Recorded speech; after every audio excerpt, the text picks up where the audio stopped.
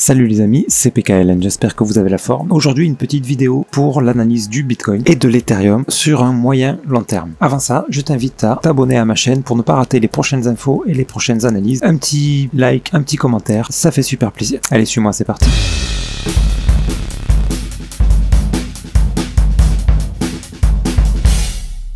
Donc le Bitcoin en weekly, bah écoutez, tout se passe exactement comme prévu, même mieux, j'ai envie de dire.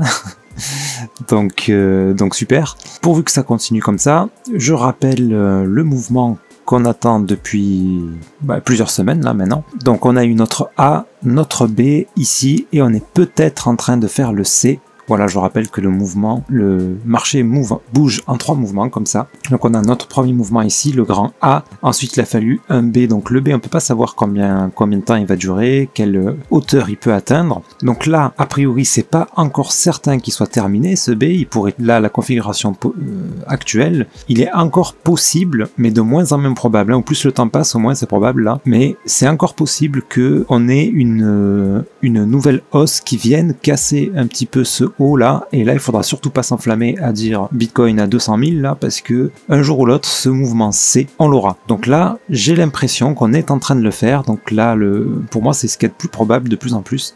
Là je le vois bien remonter un petit peu, parce que oui, il va pas faire que descendre comme ça jusqu'à ce qu'on ait notre C, ça serait trop facile. Il va remonter, voilà, nous faire des fausses joies là, et voilà, s'il continue à descendre comme ça, à traîner comme il l'a fait ici, ça sera vraiment parfait, et on attendra un petit setup d'achat, donc une petite inversion de tendance pour rentrer. Là ça sera vraiment le moment idéal.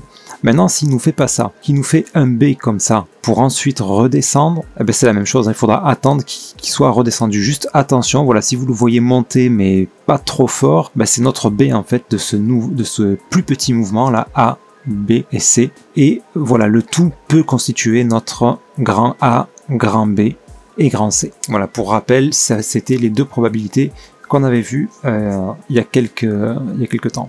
Encore une autre probabilité, mais celle-là j'y crois de moins en moins là, vu le mouvement là. J'ai vraiment l'impression qu'on est en train de faire notre C déjà, et c'est une excellente nouvelle, parce qu'au plus tôt on le fait, au plus tôt on repartira vers une hausse pendant des semaines et des mois. Donc, mais quand même une possibilité, si vous voyez arriver ça, il faudra quand même se méfier. Voilà, c'est tout à fait possible que là on reparte à la hausse, qu'on vienne casser le plus haut pour faire le C, donc plus tard, d'accord? À ce moment-là, le B ne serait pas terminé, et le Bitcoin peut grimper jusqu'à 70, 72, 73.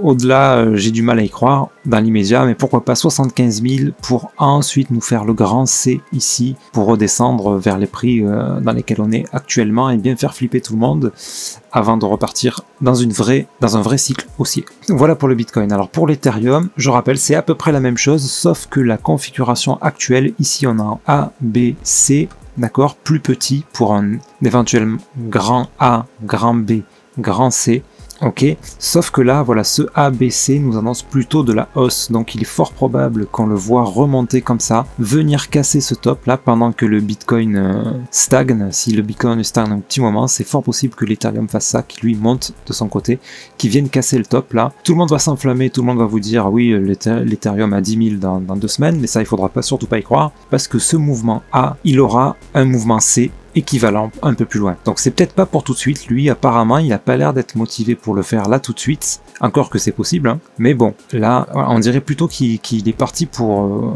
refaire une hausse. Donc voilà, le plus probable pour moi c'est ça, c'est qu'il vienne faire une hausse là, qu'il vienne péter le dernier plus haut, d'accord, monter vers les 5000, 5002 peut-être, pour notre grand A, grand B, et ensuite il nous fera un grand C pour redescendre peut-être vers 3000, quelque chose comme ça. Bref, pas d'affolement les amis, le marché fonctionne comme ça, en 3 mouvements toujours, dans différentes unités de temps. Là je rappelle, je suis en weekly pour le Bitcoin et l'Ethereum, donc c'est du moyen long terme, hein, c'est-à-dire que chaque mouvement là va durer des mois, hein. Là pour rappel, ce grand A, il a duré à peu près 11 semaines, ou presque 3 mois quoi en fait, hein, pour l'Ethereum. Pour le Bitcoin c'était encore un peu plus long, il a fait 3 mois, un peu plus de 3 mois. Bref voilà, donc là le mouvement qu'il y a là, il peut se passer déjà 2 mois là de hausse, pour après nous refaire un C comme ceci qui va durer encore 3 mois, voire 4, avant de ensuite reprendre ça au sein. Donc profitez de ces moments de baisse, de ces mouvements qu'on attend, puisqu'on sait qu'ils vont arriver. Enfin on le sait, allez, c'est jamais sûr à 100%, hein, je vais pas vous mentir, mais le taux de probabilité là il est vraiment assez élevé quand on a un grand A, un grand B, on aura un C à un moment donné. Voilà, la seule interrogation, ce qu'on ne peut pas savoir, c'est combien de temps va durer ce B. Est-ce qu'on est encore dedans? Est-ce qu'il est terminé, qu'on a déjà commencé le C? On peut pas le savoir, mais encore une fois, je vous le répète, ici en plus petit time frame là, donc plutôt en daily, on aurait ici un A, un B, un C pour un mouvement plus petit, voilà, qui nous annonce une hausse, et puis voilà, dans le mouvement plus grand, après, on devrait avoir notre C un peu plus tard. Voilà, donc on reste prudent, et on profite de ces moments de baisse, de ces mouvements C là, pour accumuler un petit peu, hein. Là, si ça monte, super. Maintenant, si ça pète le plus haut, vous pouvez vendre une partie de vos profits, attendre le fameux mouvement C et racheter avec vos profits un peu plus bas pour attendre la prochaine hausse et en profiter au maximum. Voilà, c'était juste un petit rappel, l'analyse que je vous ai fait il y a une paire de semaines, là, ça reste la même. On attend ces mêmes mouvements qui, a priori, sont en train de se dérouler comme prévu, donc c'est le top. Sur ce, je vous souhaite une excellente journée, soirée. Je vous dis à très bientôt, c'était PKLN, merci.